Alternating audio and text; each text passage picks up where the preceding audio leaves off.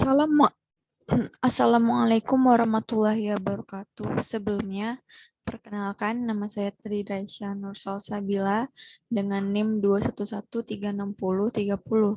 Pada hari ini saya akan mencoba mempresentasikan salah satu studi kasus, yaitu tugas dari mata kuliah pemetaan kadastral dengan topik masalah mafia tanah di lingkup BPN.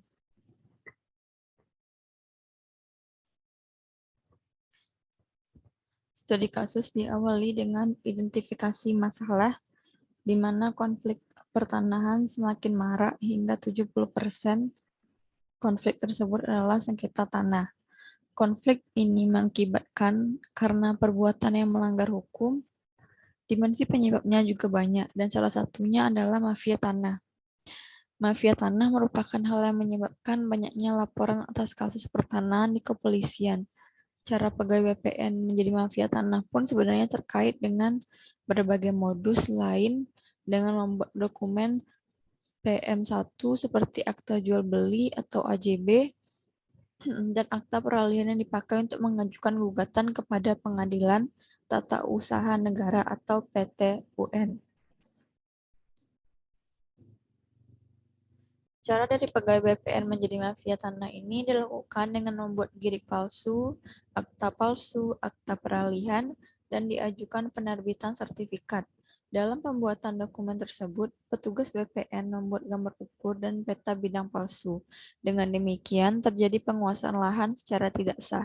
Saat ini, para pegawai BPN juga memanfaatkan program pendaftaran tanah sistematis lengkap atau PTSL dengan seolah-olah menyerahkan sertifikat tanah asli kepada pemilik tanah. Namun, sertifikat itu sebenarnya palsu. Sementara sertifikat asli berada di tangan mafia tanah. Dengan demikian, apabila dilakukan pengecekan, sertifikat asli tetap ada, namun bukan di tangan pemohon. Modus terakhir yang menjadi mafia tanah adalah dengan mengubah data lahan milik korban secara ilegal. Dengan menggunakan akses ilegal, para pegawai BPN ini mampu melakukan input data sekaligus validasi perubahan lahan milik menjadi milik pelaku, namun seolah-olah dilakukan oleh pemilik sendiri. Dari semua cara di atas, kebanyakan mafia tanah masih menggunakan cara klasik, yakni dengan menggunakan figur pengganti seolah-olah figur tersebut merupakan bagian dari anggota keluarga pemilik tanah. Peralihan dari hak itu kemudian dilakukan dengan menekankan surat palsu untuk menerbitkan akta peralihan. Selain itu, petugas kecamatan dan oknum BPN ini juga membutuhkan bantuan dari notaris. Opini atau pendapat para ahli mengenai kasus tersebut. Sengketa lahan ini masih banyak terjadi di Indonesia. Tindakan tegas akan diberikan kepada oknum yang terlibat dalam praktik mafia tanah. Menteri Agraria dan Tata Ruang atau Kepala Badan Pertanahan Nasional Sofyan Jalil mengatakan jumlah mafia tanah ini sedikit, namun teman atau oknum di belakangnya sangatlah banyak, baik di Badan Pertanahan Nasional, aparat hukum, sampai ke pengadilan sendiri. Sofyan Jalil juga mengatakan bahwa oknum di BPN ini akan diambil tindakan keras oleh administrasi mengenai para pelaku yang terlibat dan akan ditindak tegaskan. Dari catatannya, sampai saat ini ada ribuan kasus sengketa tanah di Indonesia. Namun, banyak juga bidang tanah yang didaftarkan dan disertifikasi oleh Kementerian ATR atau BPN. Saat ini, jumlah tanah sengketa yang kita daftarkan sudah hampir 90 juta di bidang tanah. Sementara yang berkonflik ini mencapai 8.000 kasus. Jumlah 8.000 itu tentu masih sangat banyak, tapi secara statistik sedikit jika dibandingkan dengan yang terdaftar. Kementerian Agraria dan Tata Ruang atau Badan Pertanahan Nasional ATR atau BPN sebagai pihak yang bertanggung jawab terkait layanan pertanahan berkomitmen untuk memberantas mafia tanah hingga ke akarnya. Salah satu langkah nyatanya yang dilakukan yakni membentuk Satuan Tugas atau Satgas Anti Mafia Tanah. Tim gabungannya adalah Kementerian ATR atau BPN dengan Kepolisian Negara Republik Indonesia yang berhasil mengungkap kasus-kasus mafia tanah belakangan ini.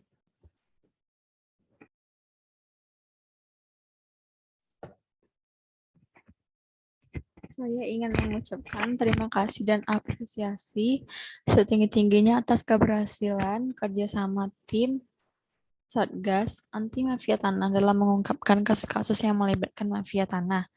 Keseriusan dalam memberantas mafia tanah sampai ke akarnya adalah perintah dari Bapak Presiden. Oleh sebab itu menjadi komitmen kita bersama dan akan terus kita lakukan di Kementerian ATR atau BPN, ujar Hadi Jahjanto dalam konferensi pers terkait dengan penanganan mafia tanah di Ruang Serbaguna Satya Hub Rabu di Treskrimum Polda Metro Jaya. Kasus mafia tanah yang ditangani oleh Polda Metro Jaya ini merupakan kasus kedua yang terungkap, di mana Polda Sulawesi Selatan beberapa waktu lalu juga berhasil mengungkapkan kasus yang melibatkan mafia tanah.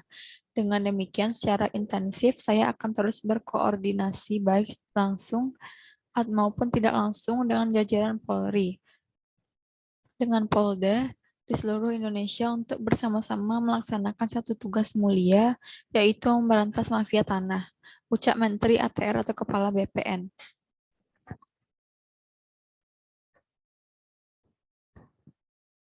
Dalam menjalankan praktiknya, mafia tanah tidak mengenal tempat. Untuk itu, Menteri ATR atau Kepala BPN memerintahkan kepada jajarannya agar tidak bermain-main dalam mengemban amanah dan tugas yang diberikan oleh negara. Sadarlah rakyat butuh pelayanan kita dan butuh kenyamanan dan rasa aman. Kita tidak ingin mendengar ada rakyat yang memiliki tanah sah. Tiba-tiba suatu saat datang bulldozer harus digusur. Apabila perbuatan dari mafia tanah ini, apabila ini perbuatan mafia tanah, maka komitmen kami atas Kementerian Polri, Badan Peradilan, termasuk Pemda, akan bersinergi menyelesaikan masalah tersebut. 4 pilar yang harus kita bangun adalah akan memperkuat untuk memberantas mafia tanah, ujar dari Hadi Jahjanto tersebut. Solusi terkait dari studi kasus tersebut adalah Sekolah Tinggi Pertanahan Nasional atau STPN dalam laboratorium Sekretariat Konflik dan Perkara menyelenggarakan sebuah webinar nasional dengan tema studi kasus pertanahan dengan membedah tindak pidana pertanahan dan mafia tanah yang terjadi pada hari Kamis 25 November 2021. Kegiatan ini dibuka dengan sambutan oleh Dr. Insinyur Sentot Sudirman, MS, selaku Ketua STPN. Dalam sambutan Ketua STPN tersebut menyampaikan bahwa acara ini sangatlah penting dalam perkaya pengetahuan dan wawasan taruna, khususnya dan para aparat Kementerian ATR atau BPN, serta para peserta lainnya termasuk para akademisi dan praktisi tentang mafia tanah dan upaya pemberantasannya. Dengan pengetahuan dan wawasan tersebut, Sentot Sudirman menghimbau kepada semua peserta untuk bersama-sama memerangi para mafia tanah melalui wewenang dan tugas masing-masingnya. Solusi lain terkait studi kasus tersebut adalah pertama, penyempurnaan peraturan dan memperbaiki hal-hal di luar peraturan. Kedua, penyempurnaan peraturan perlu segera dilakukan dalam hal ini segera dilaksanakan. Ketiga, perintah TAP MPR nomor 9 MPR 2001 sebagaimana diatur dalam pasal 5 TAP MPR tersebut, yaitu menyempurnakan kajian ulang terhadap berbagai peraturan perundang-undangan yang berkaitan dengan agraria dalam rangka sinkronisasi kebijakan antar sektor. 4. Melakukan harmonisasi hukum di bidang agraria dengan bertitik tolak pada UU PA sebagai ketentuan dasar penyelenggaraan keagrariaan Indonesia. Kelima, pembentukan Satuan Tugas Pencegahan Pemberantasan Mafia Tanah. Keenam, Satgas Mafia Tanah dibentuk di tingkat Kementerian ATR, garis Medan BPN, dan tingkat kantor wilayah. Ketujuh, diperlukan MOU dalam menyelesaikan sengketa tanah. Kedelapan, melakukan nota kesepahaman pedoman kerja dan tim terpadu BPN garis datar Polri. Kesembilan, melakukan mekanisme pelaksanaan tugas Satgas Mafia Tanah mengumpulkan informasi.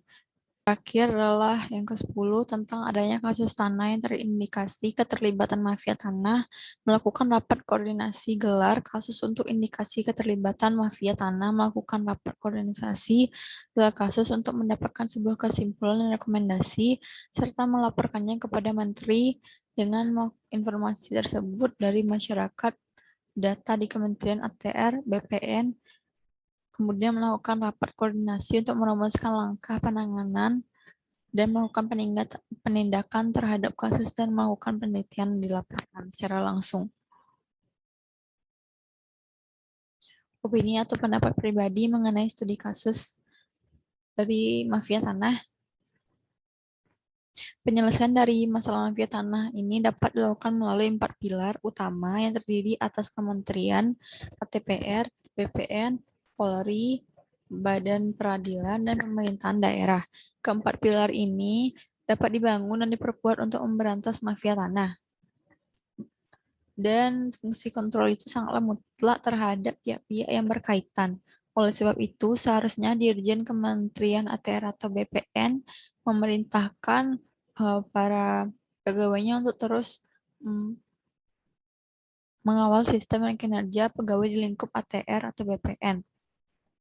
Pihak dari ATR atau BPN ini juga harus mengimbau seluruh jajaran BPN agar tidak ragu dalam bekerja, selama hal tersebut sesuai dengan aturan yang berlaku. Jajaran kementerian juga diharapkan dapat lebih meningkatkan pelayanan terhadap masyarakat yang memang membutuhkan, terutama mengenai permasalahan dari mafia tanah tersebut.